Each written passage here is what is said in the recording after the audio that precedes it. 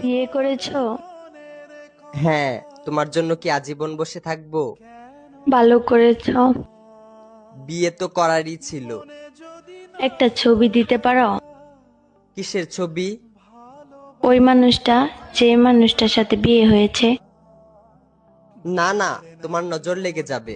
না না না, আমি নজর লাগাবো না, একবার দেখেই ডিলিট করে দেব।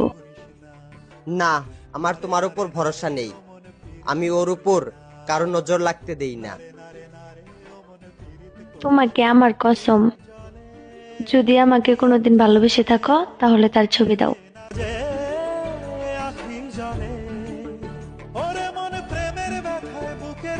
এইটা তো আমার ছবি।